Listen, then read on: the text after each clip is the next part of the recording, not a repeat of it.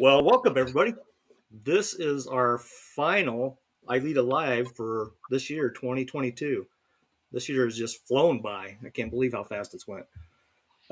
We have Kerry Avery here with us as our special guest, the editor of the ILEETA Journal.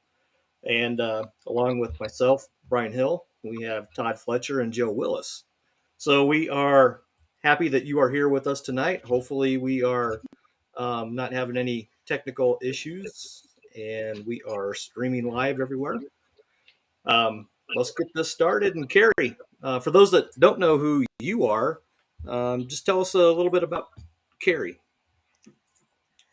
Hi, everyone. For those who don't know me, I'm Kerry Avery, as you said, the managing editor of the ILEETA Journal.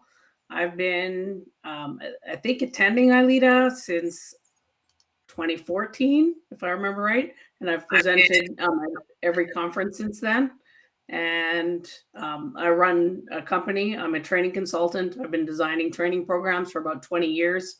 I've worked exclusively with law enforcement for the last 13 years.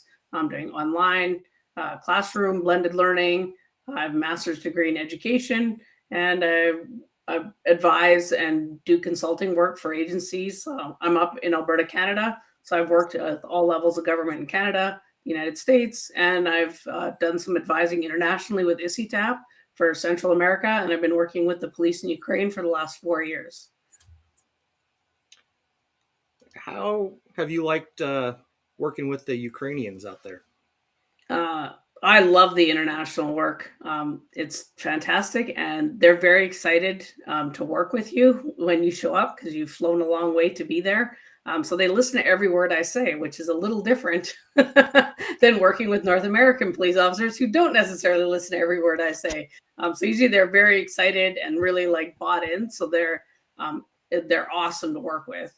Ukraine has been fantastic. They've done so much work there, and they're just really gung ho. Like they're really keen to bring in the best training they possibly can with a lot of resources. And although they've only really been using Western style training for 5 years, in some ways they're doing things that we're not all doing over here yet. Like they already have simulators. They have because of all the help that they have over there, they're pretty advanced in some of the training that we're doing, and we've been launching into online, which thankfully we had all the management systems set up, and I'd already been over there advising and training them how to design online learning when COVID hit. So we were in really good shape when COVID hit to be able to adjust and pivot to online. They were already putting a lot of their tests online, so everybody was doing the tests and they were being auto graded into their learning management system, even in the classrooms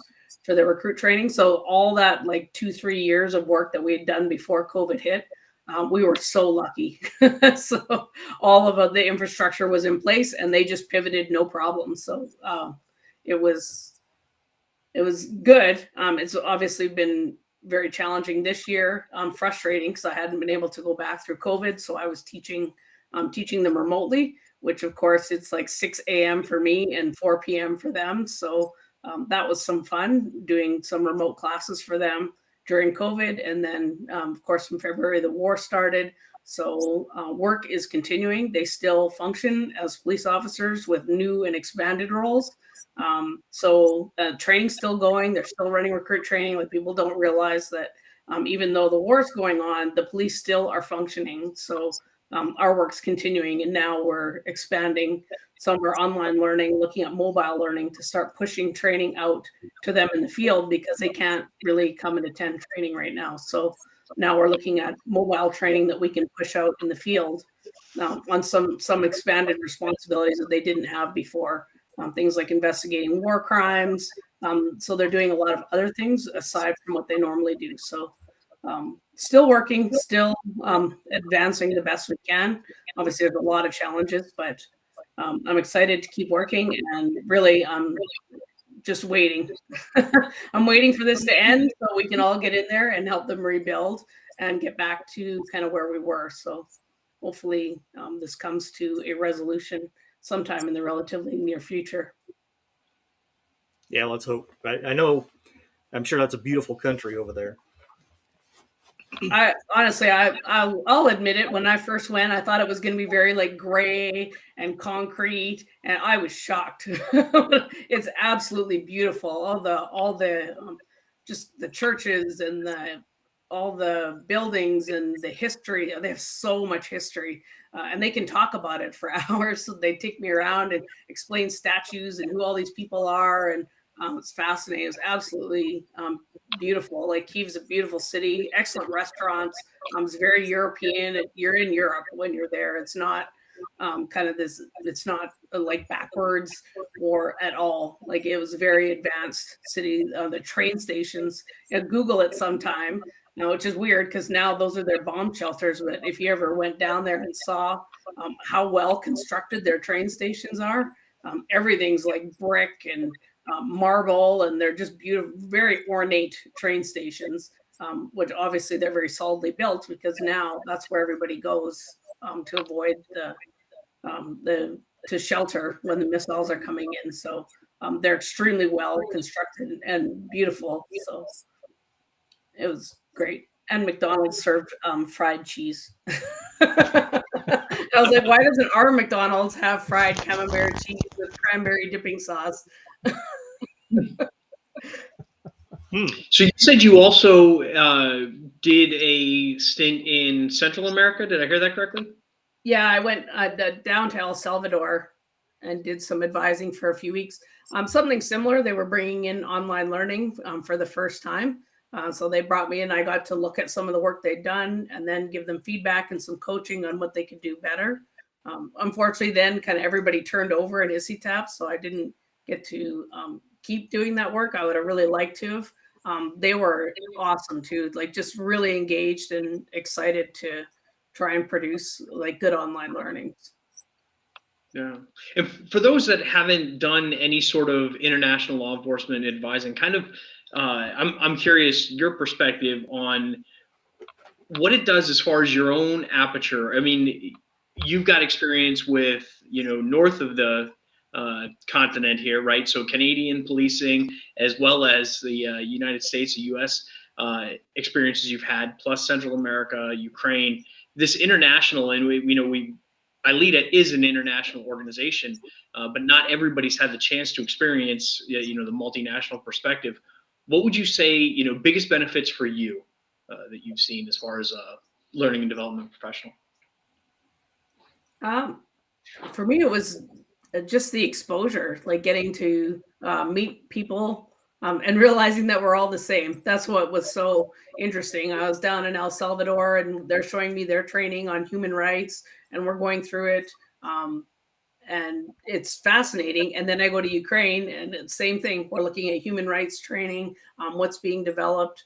So really it's the exposure, but it's also the realization that we're all facing the same issues.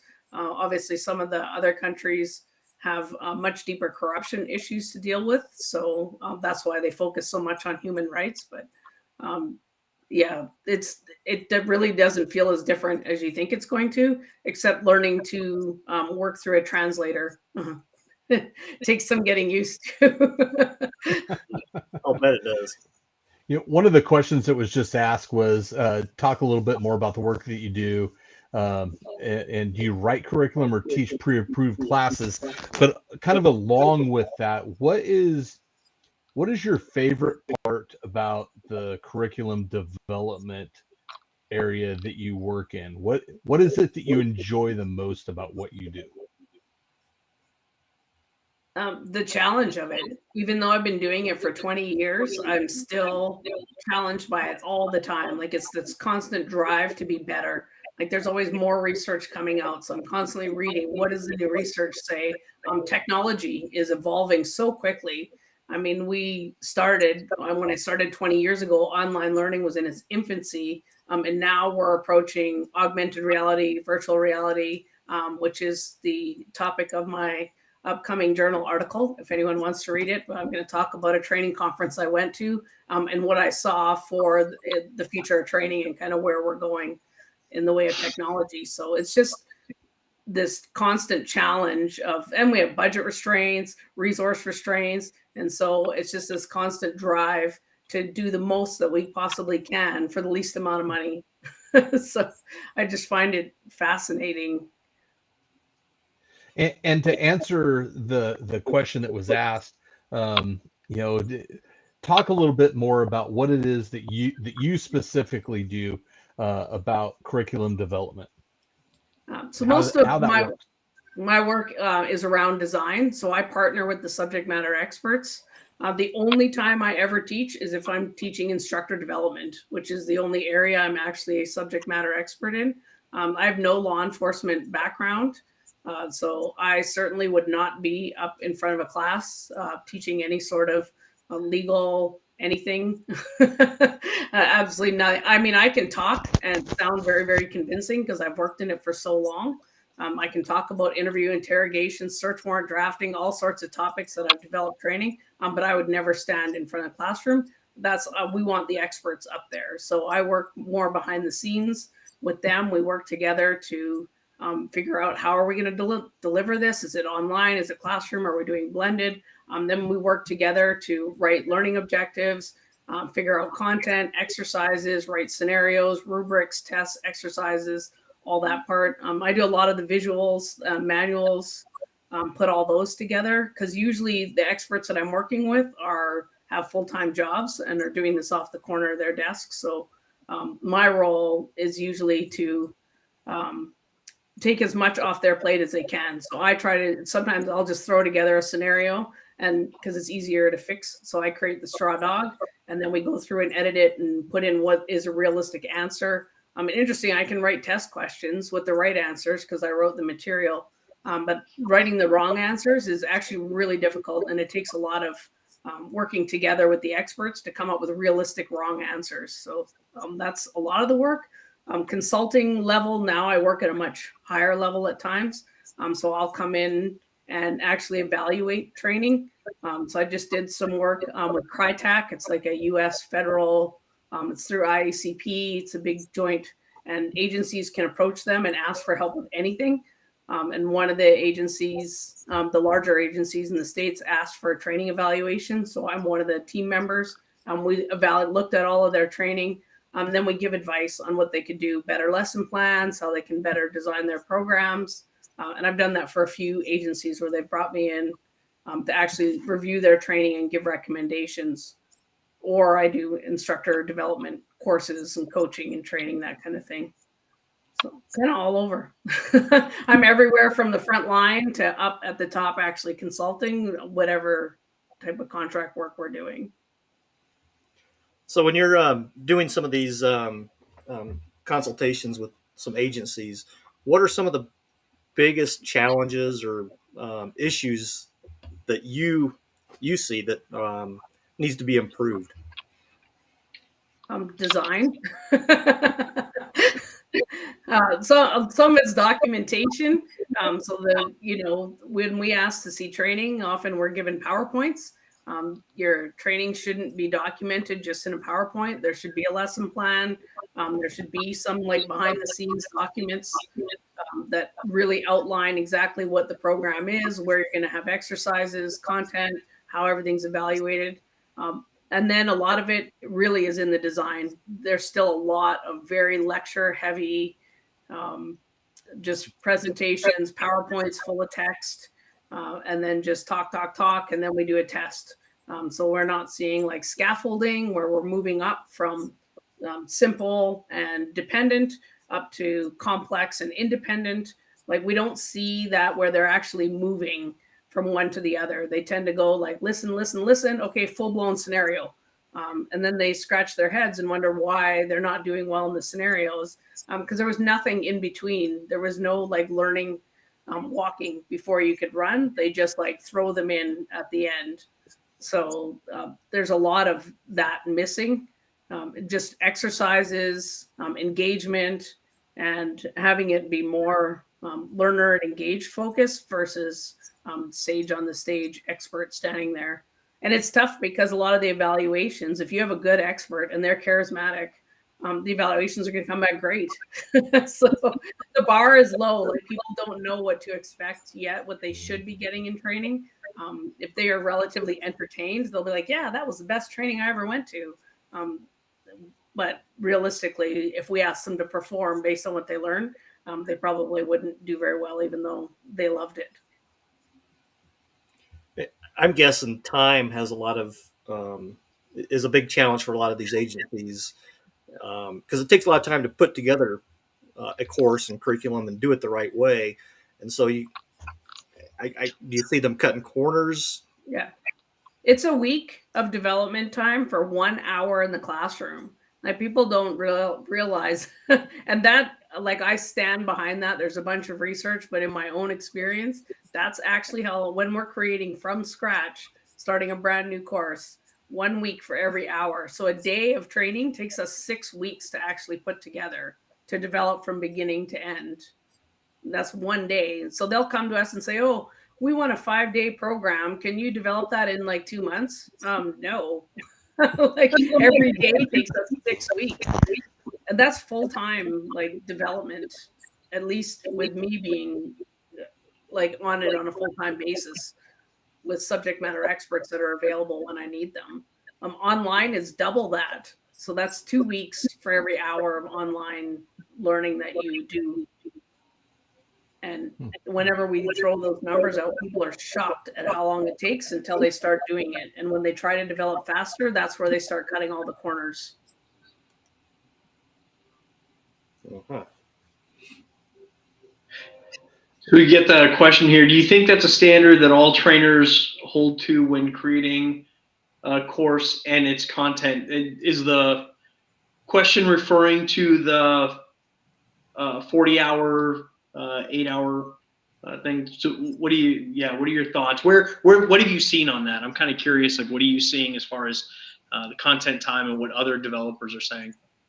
Yeah, so some, it depends on your level of knowledge. Like when I'm doing instructor development, I'm creating modules or class, I'm faster because I'm the subject matter expert and the designer. So I can work much faster in something I'm already a subject matter expert in.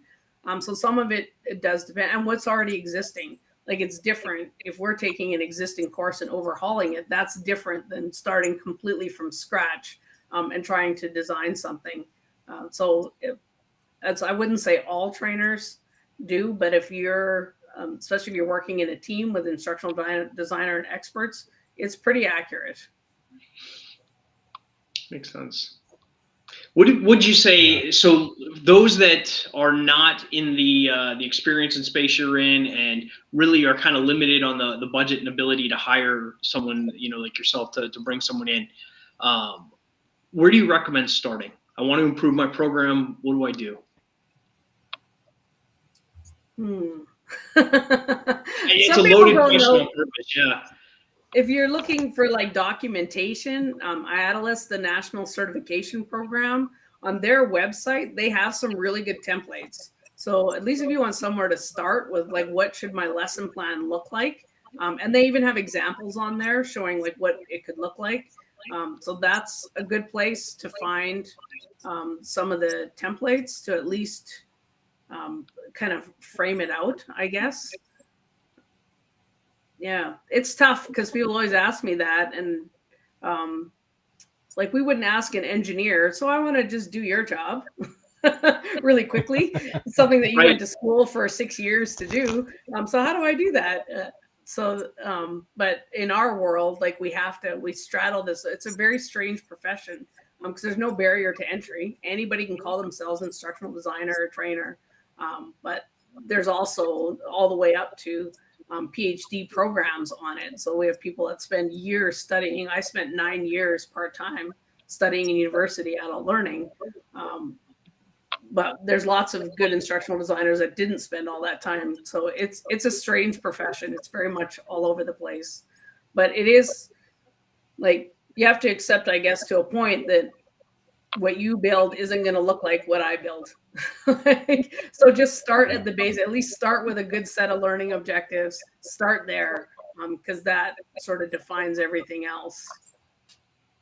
I kind of expected that to be generally where you were going to go. First of all, I love the analogy of I don't go to an engineer and say, I want to do what you do. A lot of the folks that we engage with in the instructor development space are trainers by accident, accidental trainers, whatever you want to call them.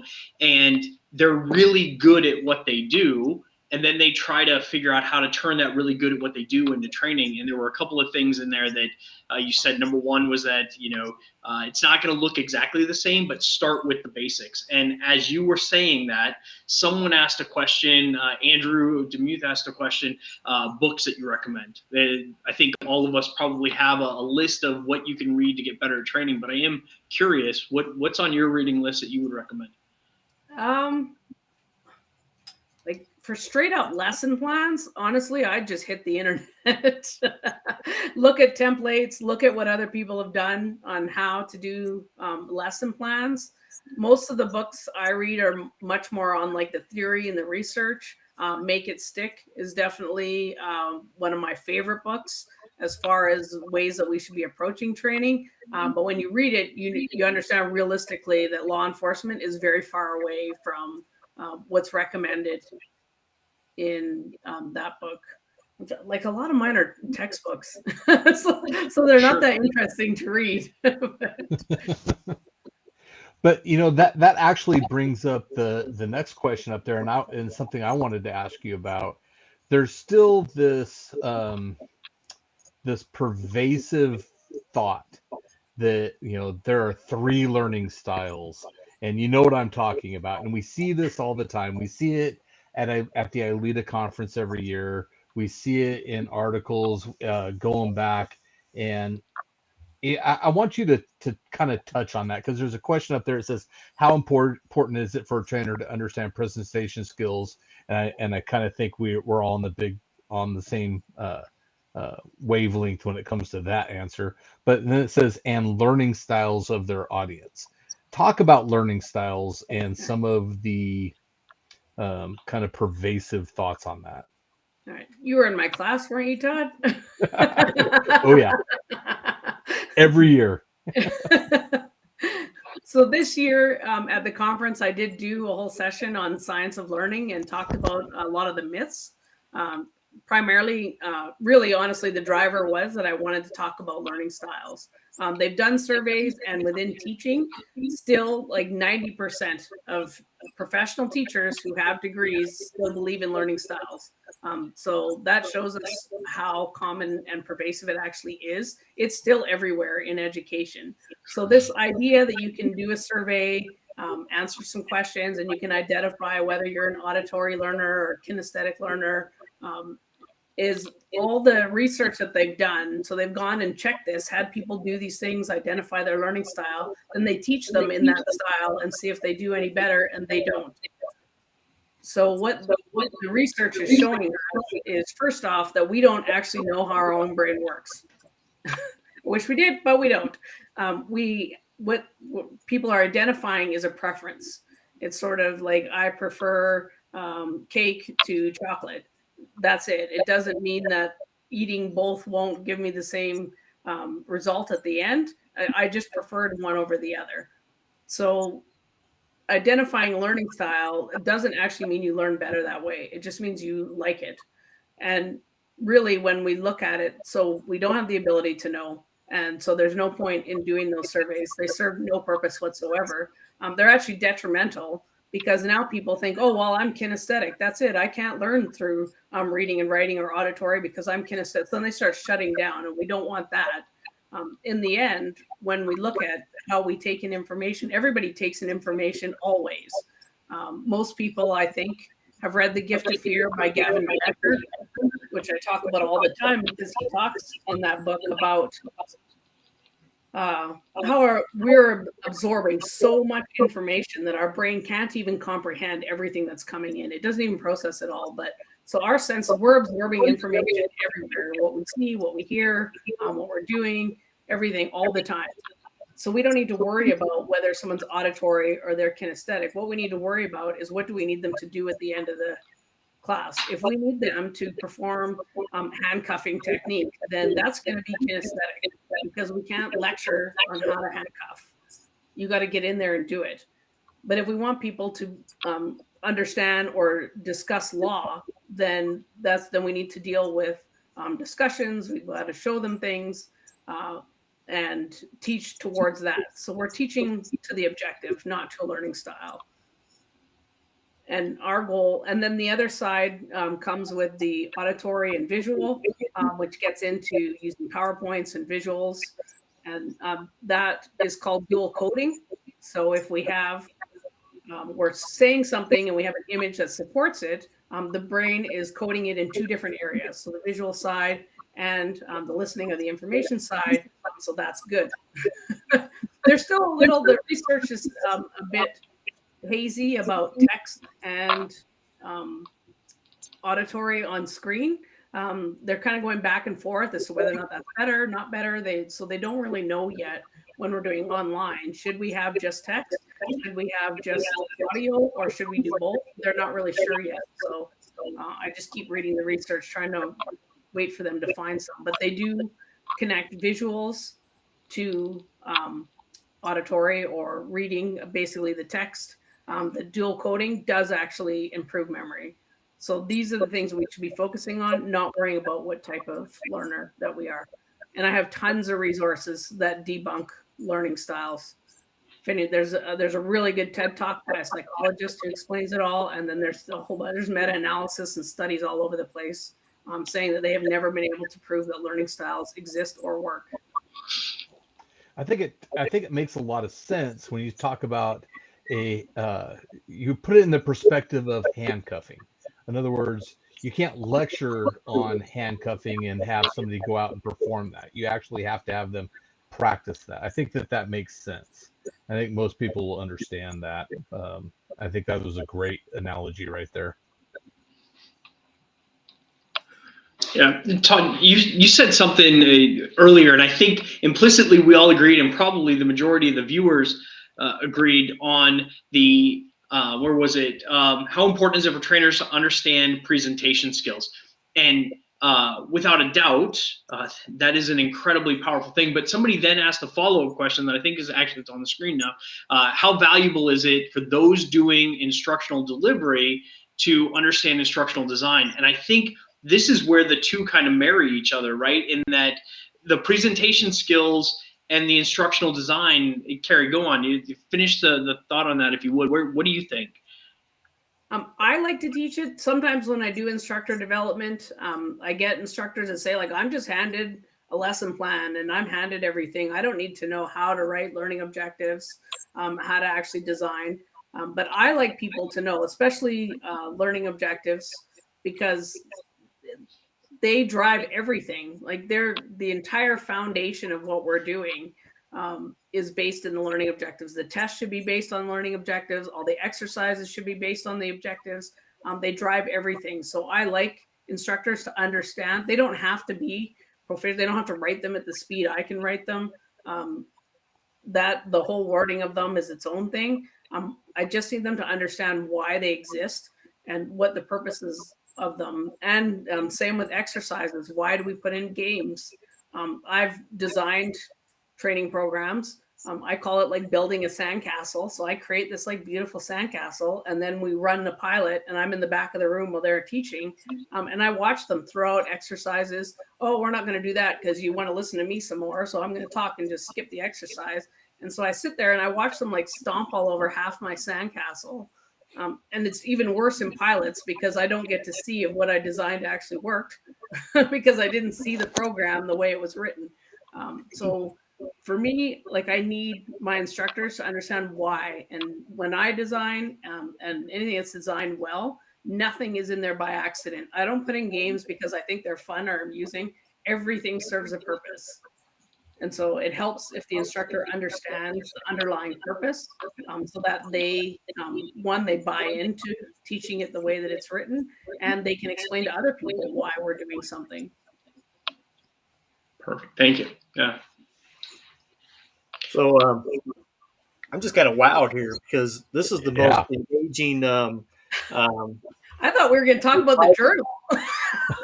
So did I. But I'm game to talk about this.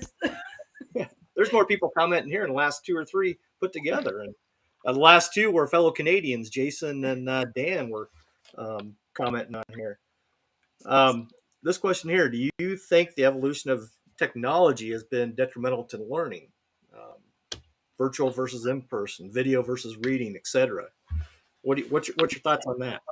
No way. My very first presentation at ILEETA was on technology and training and how to engage cell phones. So I'm all for technology. I think we've got a ways to go to figure out how to do it. Like, you think how lucky we are now. How many of us now do home renos that we would have never been able to do 20 years ago? I've owned a house that long. When my tap used to break, I'd have to call a plumber. Now I get on YouTube and get way overconfident. Start taking my taps apart. And funny, they say, oh, this only takes like 30 seconds, and like 30 minutes later, you're still doing it. But we just have the advantage of having all this information at our fingertips that we never had. And like, my vision is the training is going to go the same way. Like, we should be building resource libraries so that officers can do the same thing. If they need something on the fly, they can look it up and get access to a video, get access to something. Obviously not when they're in the middle of working with people, but if they're drafting search warrants, they have to go in and investigate sexual violence, domestic violence. Like, all that information should be accessible to them. And it should be like Google, but our own version of it with all of our materials. So to me, that's where we're going. Obviously there's advantages and disadvantages to both. And there's crappy training everywhere. There's crappy online training. There's crappy classroom training. It's the design of the training that sucks, not the technology. It's the way that we use it. When they upload a PowerPoint and say, hey, we created online learning, they didn't. It's just terrible. And then people get a bad taste for it. Oh, if I had $1 for every person that I can't learn online, and I'm like, really? Because how much time do you spend on YouTube fixing your house or learning how to do? You can learn online. You do it all the time. So it's just us figuring out how we can mirror what people already are doing at home anyways. No, I think you hit it on the head. There's a lot of information out there. There's good information. There's also bad information. And I think we, who was it? Abraham Lincoln said everything on the internet is true. So I think we need to be cautious on what we're looking up and researching and making sure that it is some accurate and valid information out there. That's why we need to build the library. No, I think you're 100% right, because just like you said, I've said for years, most of the firearms training that's out there, because that's kind of my space, it's horrible, it's terrible, it's poorly designed, it's poorly presented, and it's one of the reasons why our people suck when it comes to applying marksmanship. And I think we need to do better. And if we have the material available, we can stop reinventing the wheel every 10, 12, 15, 20 years, right? We can actually learn from our own history. And if we don't learn from our own history, we're just going to continue to suck. And we just got to be better. We've got to be better, and we've got to keep moving that standard higher and forward. And I think you're absolutely right. Yeah, and more information sharing. Like, we have so many people developing the same courses that look almost exactly the same, and like, we're just wasting. And we all know the training needs are enormous. So it would be great to see more sharing of information, sharing of courses, so that we can all be better.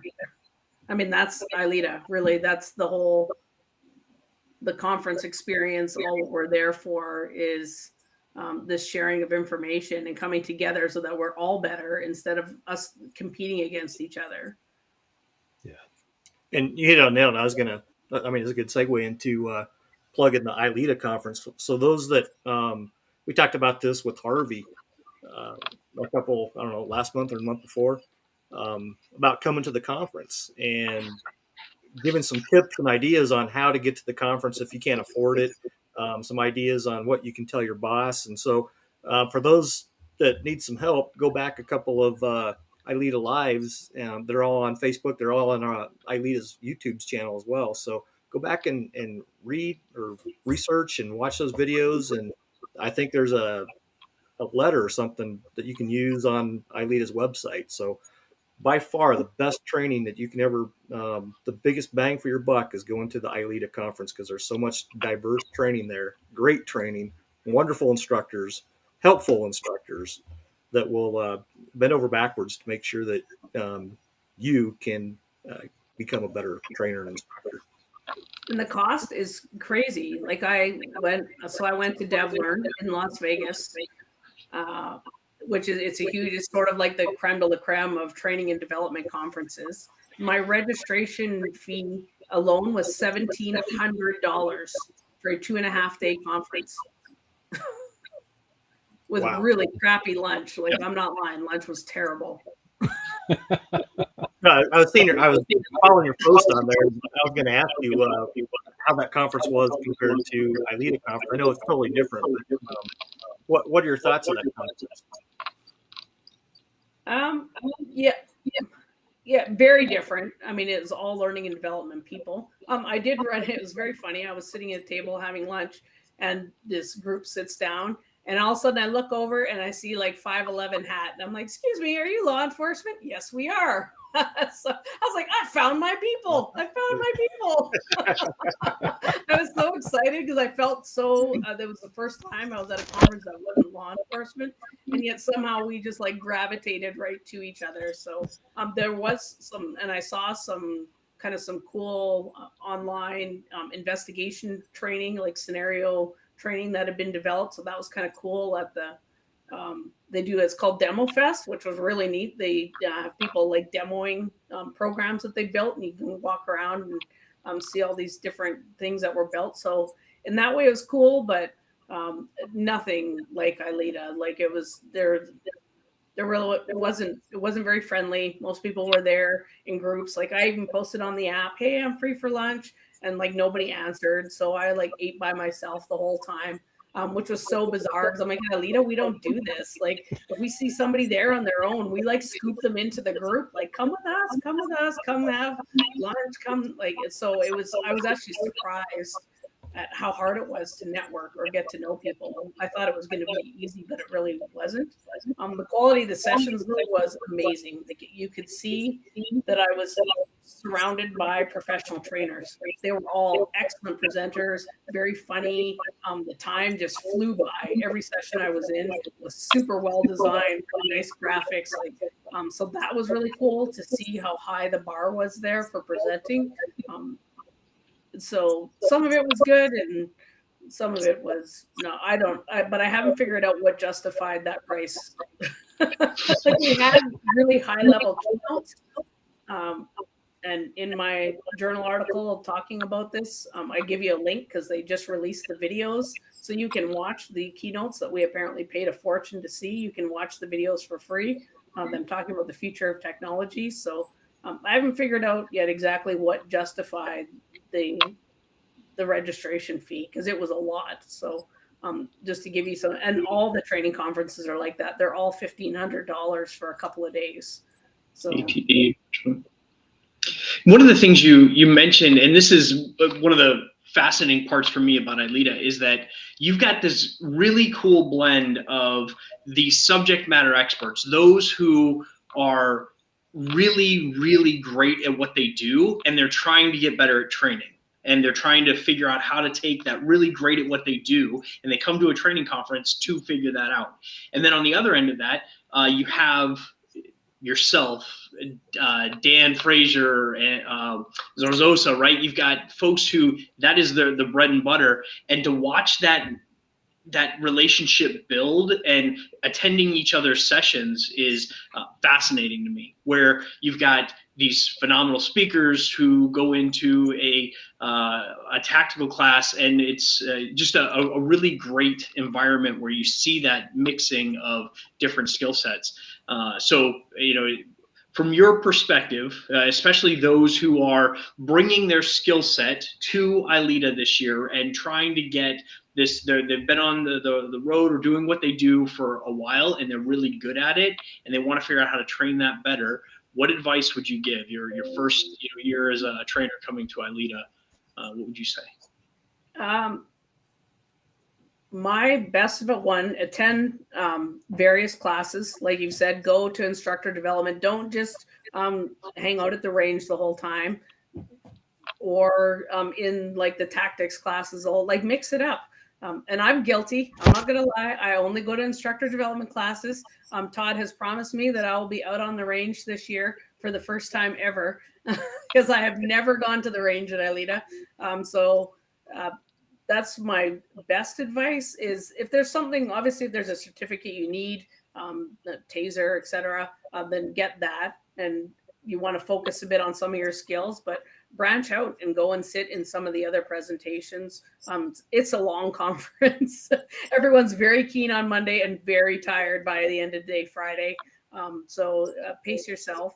And really, if you want to learn, be out in public areas, in between classes, in the evenings, at lunch, hang out in the halls where the either where Brian's sitting, out in the bar area, or just in the halls. Because those, and Brian never left that bar. He's still there. I'm waiting for next year. I'm waiting for the next conference. Like, I'm totally open to people asking me, I have this specific problem. This is what I'm trying to train. How would you do it?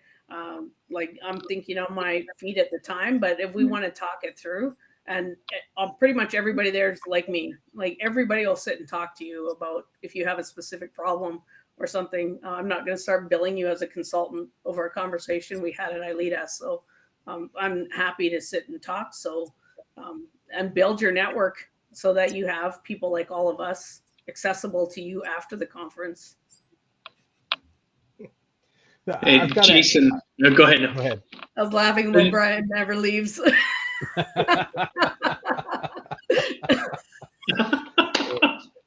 Go ahead, Joe. He just lives there now. I do. He can tell you every light show. Same thing over and over again. We've been there. Go ahead, Todd, because I was going to change the topic, I think. Yeah, and Kerry, I want you to come out on the range with us this year. I will make sure that you have all the equipment that you need. Come play with us. We're going to have a great time out there, and we're actually going to be talking about instructional design on the range in the live fire element. So having you there would be just a huge bonus for me. Right. So I just wanted to extend that invitation to you. But let's talk about the journal. We've got like 10 minutes left. We haven't even talked about it yet. Kind of answer, you see the question that's out there. You've been doing this since, I think you said 2016 as the editor. Where we've been, where we are, and where we're going. What do you think about that? So not so much in my time. Roy kind of laid a lot of the groundwork for the way the journal looks today. I saw it go through some iterations when I used to write before I became the editor. At one point, they were looking sort of more kind of academic, more resourced articles. The articles were very long. Most of them were 3,000 or more words. And they saw that the readership was very low. So this is not my work. This was Roy's work. They decided to kind of pull it back and go for shorter articles. So usually we ask for like around 1,000 words. We accept longer articles as long as they're good. If the topic's good, they're well written, and they're resourced, we'll accept them. We just want to encourage people to keep them a bit shorter, just because more people, the journal's more entertaining and easier to read when the articles are basically kind of a more, just a shorter length, like use resources and links and everything else for people that want to know more. I think the question was sort of the long-term plan and vision. I'm not really sure. Like, we talk every year. We have a dinner for everybody who writes. Just so you know, you have to write for a regular edition to get invited to the dinner at the conference. And it's always good. And we have a good conversation. And we always talk about, should we add recipes? Should we add something more fun? And for a while there, I was doing some interviews with like Harvey and trying to give more information about all the section editors, everybody that works on the journal. Kevin Davis did one as well. But I'm never sure what people want. So to me, the vision is to deliver what the ILEETA members want. So we kind of have to hear more from everybody else. Do they want us to just stick with the types of articles we have now? Do they want like a more fun section?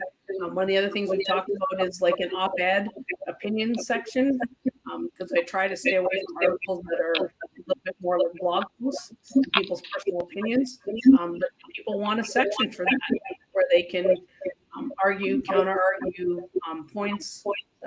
Like I'm kind of open. This is a service for ILEETA members, so whatever other people want, that's where I want the journal to go.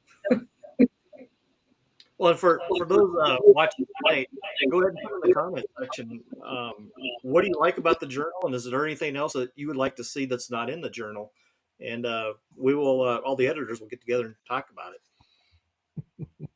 Did you see the Traeger recipe comment? Put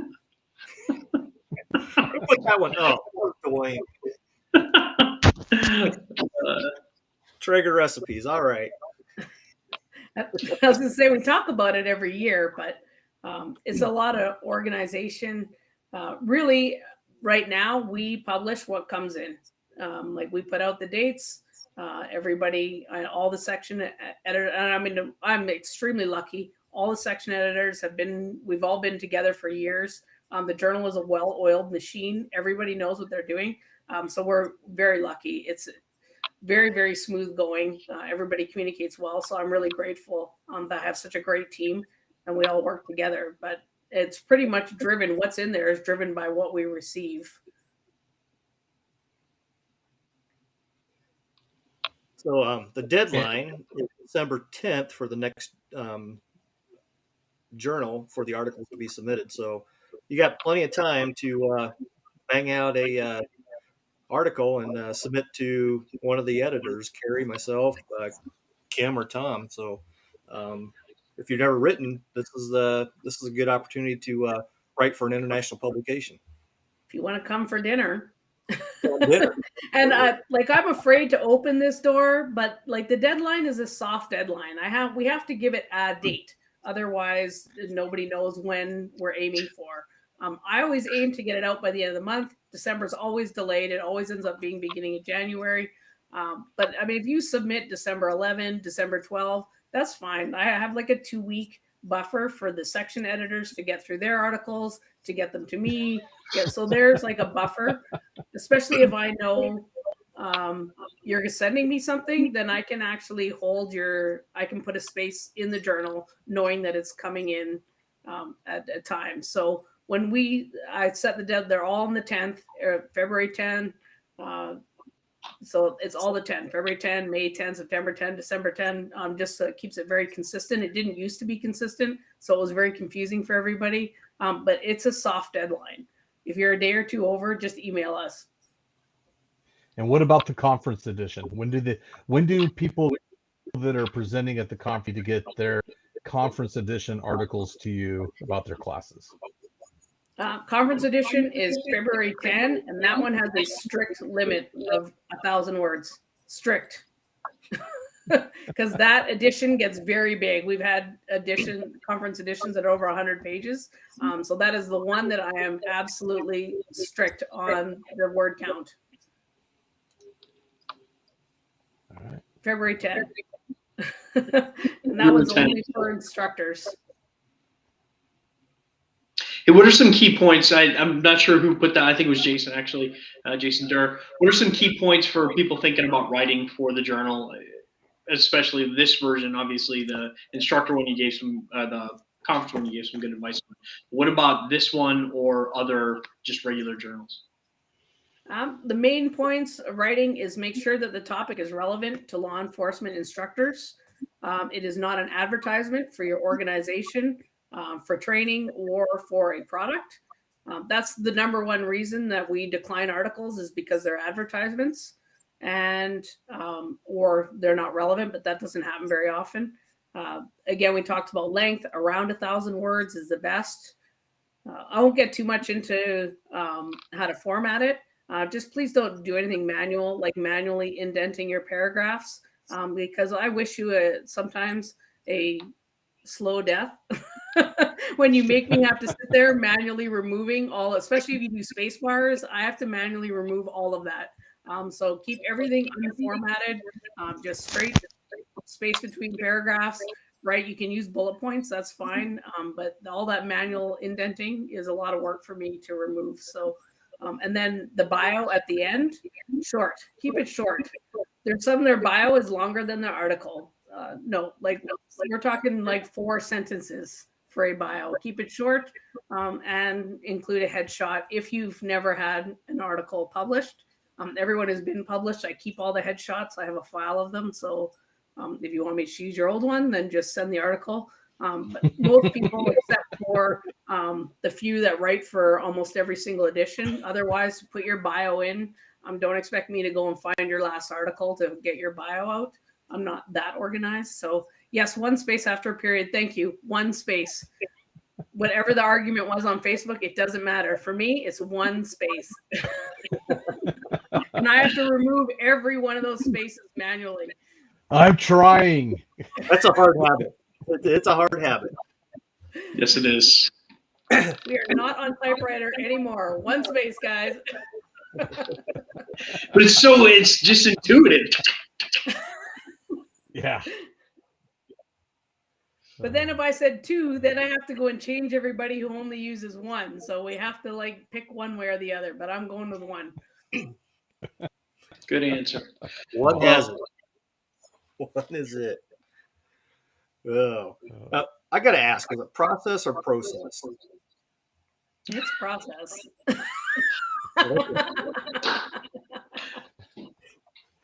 Jason's on here, and Jason says process, but he's from the other side of the. Oh no, we're like right beside each other. I'm pretty sure Dan says process. All right, maybe I'm the oddball. Who was that? Yeah, Jason, process. Yeah, actually, yeah, I'm going process. I work on both sides, so I have to keep readjusting. You're truly Process sounds international. right to me. Yep, that puts the I in ILEETA right there. We've Yep, decided right process. So I think, correct me if I'm wrong, guys, but Kerry's the 3rd Canadian that we've had on ILEETA Live this year. That's a good point. Have we had 3? Brian, Dan, and Kerry. And Yep. Kerry, yeah. Ooh, all from Alberta. Brian and Dan are in Calgary, and I'm in Edmonton, so not even just Canada, all Albertans. So yeah, good point. Put the I in the international, and we've had the contingent of Ukrainians 3 years ago before COVID. Yeah, it sounds like they're going to be back this year. Fingers crossed. They were planning on it. They were at IACP, so I was ecstatic to see a couple of the people that I worked with over at IACP. So they are attending some conferences.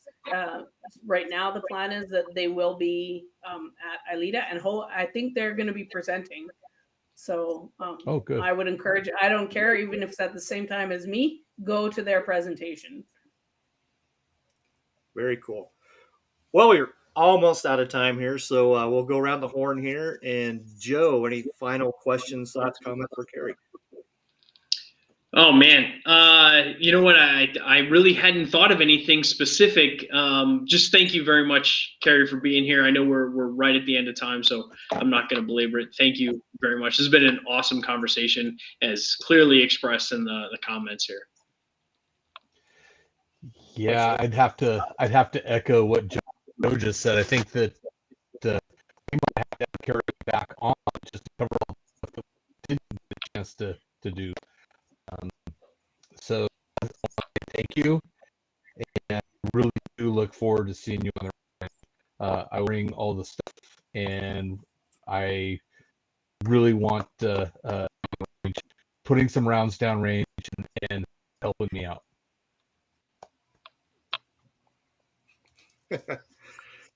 So for those having problems with the writing an article. This is from a good friend of mine. Ass and chair words on paper, just right. So That that's all sounds you got very to KD. Uh, do. Yep, that's it. Maybe. I want to, before I, Kerry, I'm going to give you the last word. But before I do, I just want to thank everybody that jumped on here and made this very engaging and fun tonight. It was a fun conversation. It was one of our most commented on conversations that we had. And so for all you that participated, thank you all. It really does help us out and shows that these ILEETA lives are of value. So if there's anything that you would like to see in the future on an ILEETA live, or as we talked about for the ILEETA journal, just let us know. Keep commenting on that, and we will check those comments as well. So thanks for joining us. And Kerry, you will have the last word. Go ahead. All right. My last word is to thank you guys for doing this. I'm really excited to see something that's available to all the ILEETA members that can't make the conference.